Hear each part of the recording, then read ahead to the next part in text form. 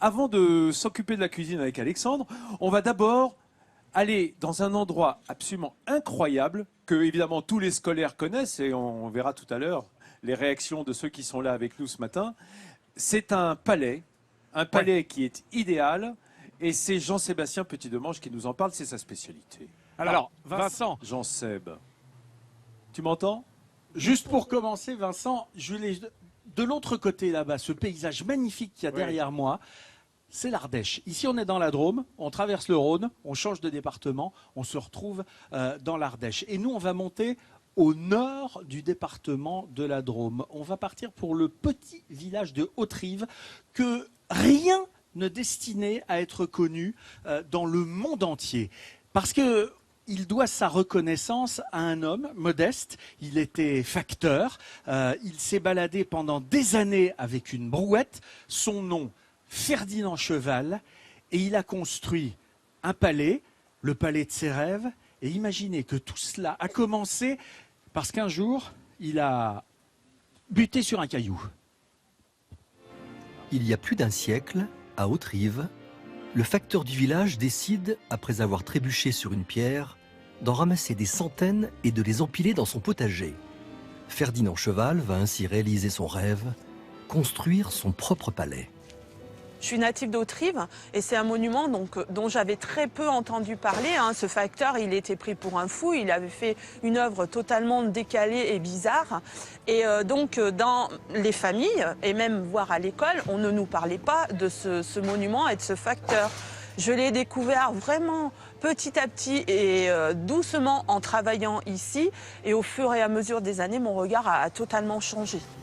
12 mètres de haut, 26 mètres de long, 4 façades sculptées et des milliers de pierres ramassées tous les jours lors de ces 32 km de tournée.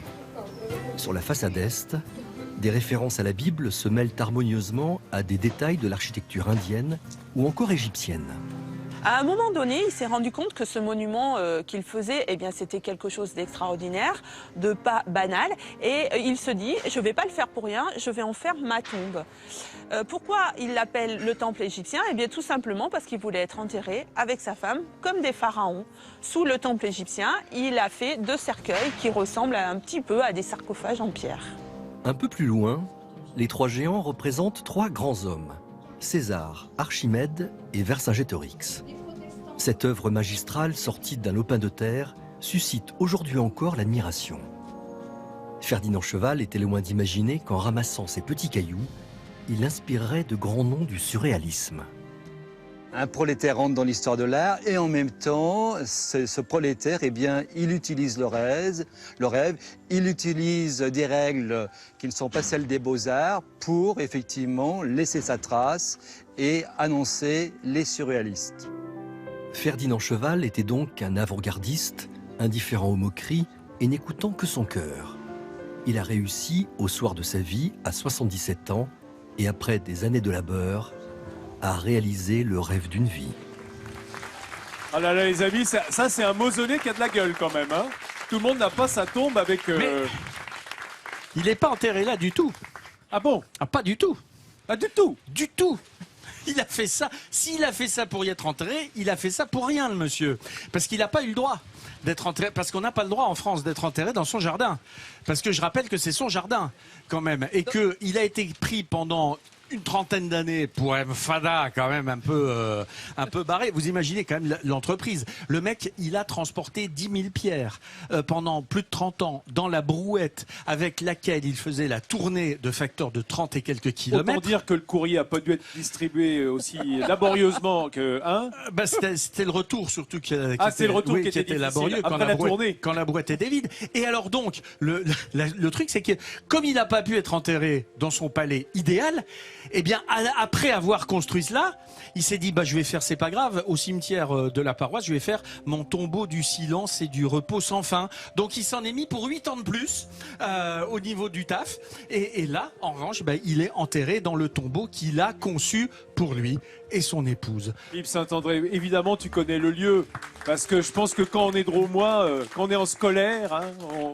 j'y suis allé souvent, parce que j'ai fait toute ma scolarité dans la Drôme et je peux t'assurer que c'est un voyage Bon, enfin, tu y vas régulièrement, mais étonnamment, j'ai amené aussi des amis ou des personnes, et c'est vrai que c'est un lieu qui est incroyable parce qu'il y a un mélange de On genres. ne sait pas où on est en On fait. ne sait pas où on est. Ouais. Ça C'est fait un peu invraisemblable. encore de la Drôme, quoi. Hein. Il y a un côté Alors, khmer. Jean-Seb, Vincent, j'ai à côté de moi Côme. Côme, il a visité ce palais. Tu as été quand dans ce palais, Côme? Je sais plus. Alors, qu'est-ce que tu as aimé? C'était récent ou pas? Oui. Qu'est-ce que tu as aimé dans ce palais? Les 3 géants. Ah, les 3 géants. Tu as été en famille? Non. Tout Avec seul. l'école, avec tout l'école. seul. Avec l'école. Donc tu bien vois, entendu. Côme aussi, il a été impressionné par ton palais, hein, Jean-Seb.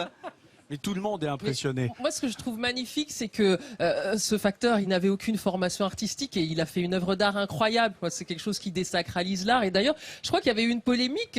Jean Seb, c'est oui. Malraux qui l'a fait Absolument. classer patrimoine historique, monument. alors que les fonctionnaires du ministère de la Culture disaient c'est horrible, ce n'est pas de l'art. Alors oui, après le problème c'est l'argent public parce que effectivement fallait-il ou pas classer ça monument historique. C'est une œuvre, c'est clair, c'est de l'art naïf, c'est une évidence.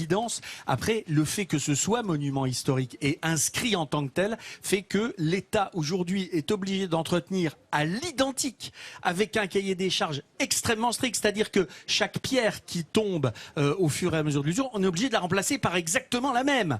Ça, c'est le cahier des charges des monuments historiques. Donc, Moi, je c'est trouve très que compliqué. bien. Moi, je trouve que c'est bien parce que c'est une accession à l'art à des gens qui ne sont pas des artistes Et ça professionnels. donne du boulot aux géologues. Voilà, et ça donne du boulot aux géologues et aux carrières. Bien entendu. Merci Jean-Sébastien.